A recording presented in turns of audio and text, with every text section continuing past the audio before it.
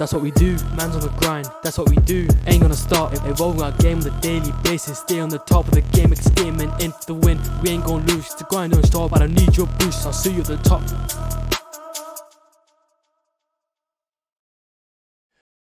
Welcome to the Evolve Your Game podcast. I'm Alister and this is Dan Vann, and together we are Evolution Sports Coaching and ACK Rugby. We are passionate about sport and have 30 years combined experience in the industry. On this podcast, we will explore mental skills and strategies that will help you perform at your best in both sport and in life. Whether you're a professional athlete, coach, or someone looking to improve their game, this show is for you. Each week, we will bring on expert guests who will share their knowledge, experiences, and advice. So dial in and take your game to the next level. Welcome back to the Evolve Your Game potty with DV and AC. How are you getting on today, Daniel? Good, mate. Just getting back into things and just enjoying the rush of trying to get this all sorted, but it's exciting. Hectic times. How are the dogs? Mate, yeah, the dogs are good. So we've got Duke, my old fella, who's almost 14.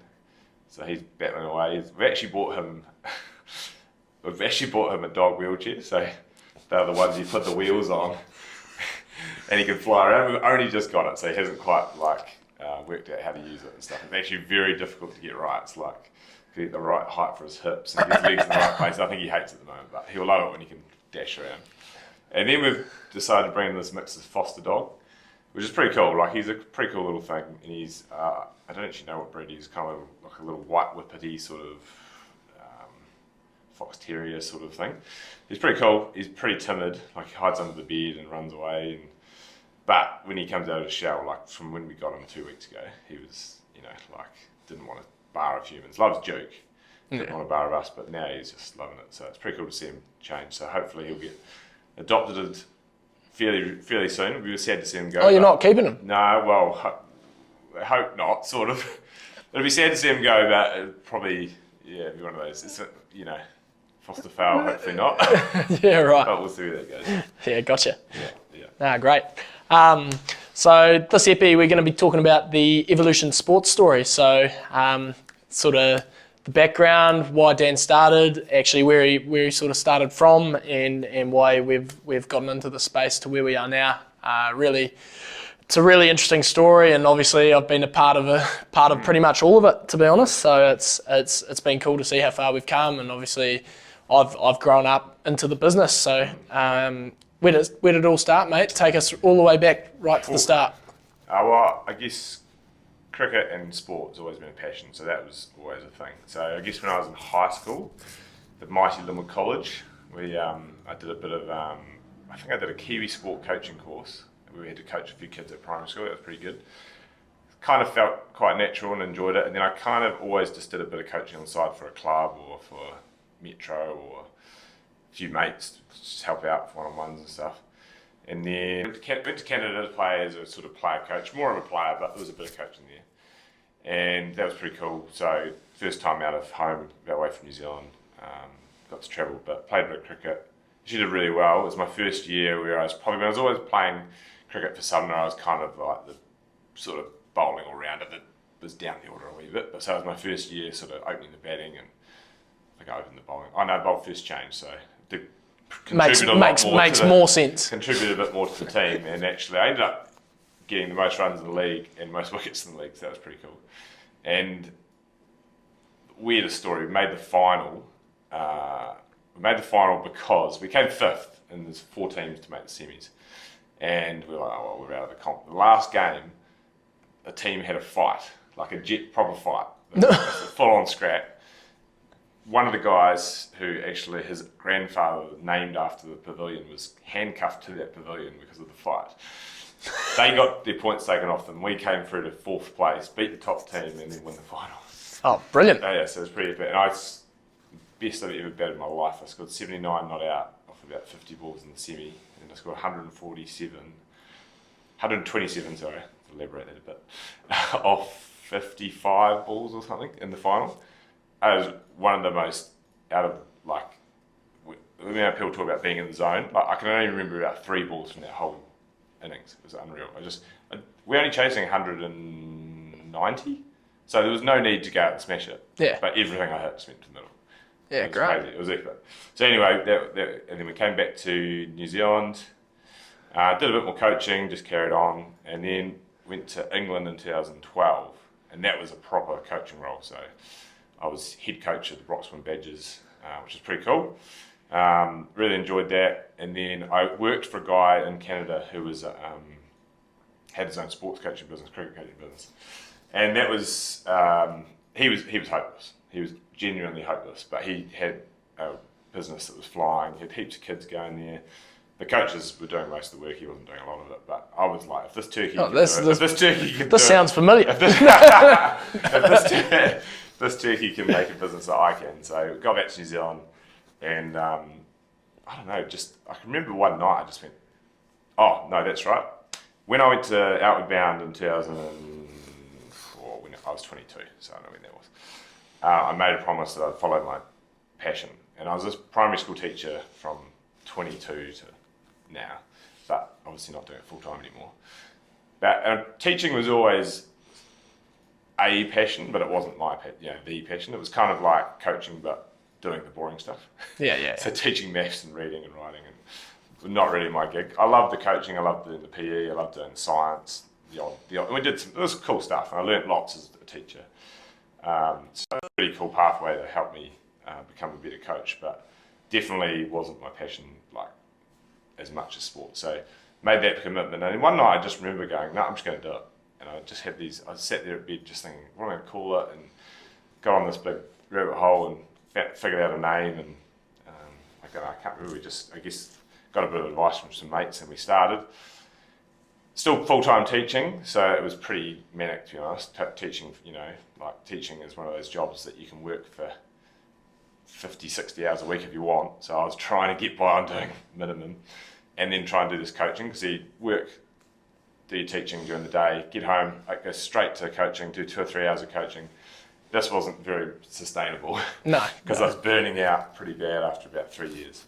So I was like, right, this is not going to work. So I've got to make a decision. So made the call to go, okay, I'm going to resign and do relief teaching and just do 2 or 3 hours, 2 or 3 days, 4 days, whatever I could manage to make enough income to do. Because the biggest thing with the coaching, which was an excuse, kind of a limiting belief I had. You got the nose and toes of the day.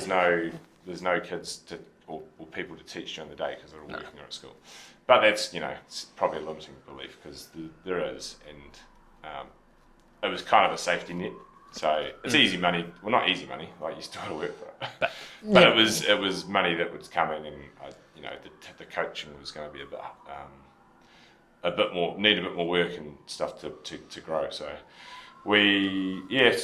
then I think probably the last 3 years it's just started. We've just got more popular. The name's got better. Our reputation's been pretty good, and we're just getting more and more clients. In fact, so much so that obviously, Alister, you're getting pretty busy with us now, and we've also even got guys like Dale Hadley and Theo Van Workum doing some side stuff for us as well, which is pretty epic.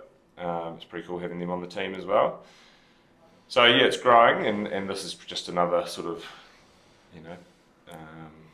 another branch to the tree that we've got of how we can sort of keep growing and hopefully get into this mental skills space. So yeah, it's been pretty cool, and loving it. Just loving we're pretty lucky to be able to do what we love. Absolutely, yeah. It's definitely very fortunate to be alongside you in that area. Eh? It's I do remember it was actually 4 summers ago, and I got a summer job, and you were like, oh, are you available?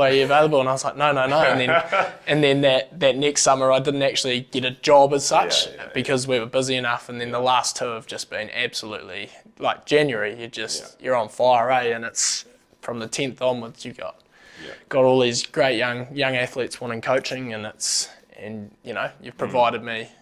You've provided me that, and I thank you for that. And obviously, if you're providing me with that, you're obviously doing the same, because we're double booked. So and then you brought on the rugby part, which is pretty cool. So now we've added that up branch to our arms. So it's awesome. Sort of made us a bit more, because cricket's it's pretty cool and it's a big community, but not everyone's training 365. No, they are not, Dan. And I love my footy, but I'm not a nuffy like you. Yeah. You know your stuff and you're bloody good at it. So I've loved having you lead that part of our and your side of things too. You know. Yeah, no, it's great to be a branch on the tree there. So just for the people tuning in, Dan, give them a bit of accountability for you. What are your goals for our business here? Good question. So we're building an app which is very slow going because the problem at the moment is I've got a lot on my plate. As I like to spin more plates than I need probably. I'm one of those yes men, I guess. So it tends to be putting on the back burner a bit, but the idea is to have an app that we can provide. So we're getting a lot more mental skills clients, which is pretty cool because last lockdown, or the lockdown, I did a mental skills, 2 applied sports psychology courses through a guy in South Africa who's the Springboks mental skills coach. So it's pretty cool to have him, and it was a very cool program, the best mental skills program I've ever been on because it's actually applicable. It was practical, gave you some structures and some ways of actually helping clients, whereas I've done a lot of What are some examples of those? For example, when someone comes to us to want some mental skills coaching, they gave you a really good background of how you'd set them up, so how you'd do the sort of initial review of where they're at. So I usually give them a bit of a questionnaire, or depending on the client, like if they're a higher-end client, I'll get them to fill in a form which is quite meaty, so they can get a bit of information. But if it's a younger person, I'll usually just probably talk to them and try and just get it out of them orally, because it can be a bit daunting writing down. Especially if you're a sports person, you're not into that. Yep. So it depends on the client a bit, but it's still the same process. And getting the information, find out where they're at, and then they provided us with just a bunch of tools on, if you see a red flag for perfectionism, if you see a red flag for fear of failure, if you see their self-talk's really poor, or whatever it is, they gave us a whole bunch of tools on how we can help them with that. And I guess it's one of those things you just keep learning, like even with the podcasts we listen to and stuff, there's so much you'll never know everything about that industry. So no. And the other cool part about it makes it difficult, but everyone's different. So there's no one way of fixing everyone, and it's not fixing anyway. Everyone's got issues, or everyone's got things that hold them back a wee bit. It's perfecting. Yeah, or not necessarily perfecting, just improving. Yeah. Just improvement, genuine improvement. Yeah. So, and it's honestly, it's changed the way I play and coach. Being able to, and like for instance, we had that course which Dom was on and you were on over the lockdown, which we did. Yeah, very good.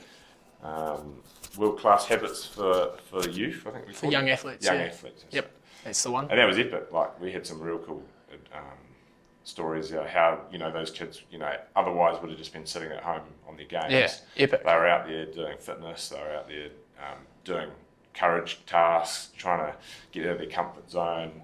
Cold showers, just they were awesome just giving stuff a crack. Yep. And I don't know, some of that stuff they probably kept doing, and some of them they probably wouldn't have, because not everything works, or not everything works with them. But they definitely, I can tell just from their parents' feedback how that changed just their mindset and just got them through that lockdown. I mean, personally, it was epic for us as well, because we did the stuff to model it. Yeah. And it meant we, instead of just sitting around wasting our time and feeling negative about COVID, we're actually getting better, and we're learning, and we're extending people and getting fitter, doing running.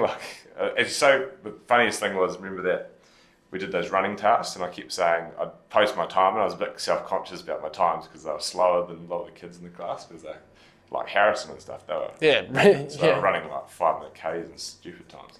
Yep. And I was running like 7-minute Ks, so I don't know what it was. But every time I'd post it, I'd say, but I'm not a runner. And then one of the kids bloody called me out and said, I think you've got a limiting belief, Dan. Yeah. It's like, is that the story you're telling yourself? You keep saying you're not a runner, and I'm like, bloody right. Yeah. So that was pretty cool. So sometimes, we do learn off it. 100% we learn a lot off our clients, Absolutely. You don't have to be an expert to learn off other people, and they don't have to be an expert either. Yeah. So, nice. Yeah. So goals for the goals for the business. Yeah, we're off on a segue. That's fine. So you've got an app in development, and is it based on based on that program you just spoke of? The habits. It definitely will have. That will definitely be a part of it. It's still got to develop how it will look, but the idea behind the app is just that mental skills coaching is quite time consuming. So, first it's really important to get to know the athlete and understand them. Yeah. That you can't. An app can't do that, but the app will provide the content, and then which would take a lot of time to get through individually. Yeah. So we can get that relationship, build some trust, get some rapport. They can go through the content, and then I can just follow up. So that way, it's more accessible to more people. It's less time consuming for me and them, and it's more accessible financially because it's not going to cost them as much because they're not doing one-to-one for hours. They're going to be doing short little one-to-ones rather than tutorial based. Yeah, rather than having to talk for 2 hours or an hour. We just do a 10-20 minute check-in after they've done the content. So awesome. it'll be cool and just be, it's just a way of hopefully helping people get access to it, because I think everyone knows that mental skills are important, but not many people know how to work. Yeah. So, yeah. And hopefully we'll have a coach's aspect too, because I know it's definitely a lot of coaches want to know more about it. Yep. And there's not a lot of professional development out there for them. So. No, there's definitely a gap there. Anything else? Obviously, the podcast. Do you want to podcast? Yeah, just 100%. a wee snippet of that? Obviously, we're a couple deep now already, but is there anything you want to say about the podcast and where it's heading? Yeah, well, I think it's pretty fluid because we've only just started it, but obviously, same thing. It's just getting some content out there, us growing, us learning, meeting some new athletes and building our network. But I think it'd be cool just to see how far we can grow it and just challenge ourselves, get out of our comfort zone. Like doing these sort of things. It's it takes a bit of courage to stand up in front of people and talk and put it online and stuff. So that's one thing, a goal personally that I hold to myself, but also ask other people to do. So it's a good way of modelling it, I guess. Great. Yeah. And I guess expanding codes, and we've brought in cricket, we've brought in rugby, we've brought in mental skills. We've kind of dabbled with hockey, so I think that's going to, Dan O'Reilly's sort of made a great start there. So hopefully we keep building on that, and who knows, bring in as many codes as we can manage, or if there's a fit, or if there's a market for it, I guess, Absolutely. Watch the space, big things coming. 100%. Nice. Pleasure having you on, Daniel. Thanks, mate. Thanks for listening to the Evolve Your Game podcast. Hope you've taken some insight and enjoyed what we had to offer today. Make sure you like and subscribe and share on your socials. Tag us. We always like to see who's listening. And we'll catch you back next week on the Evolve Your Game podcast.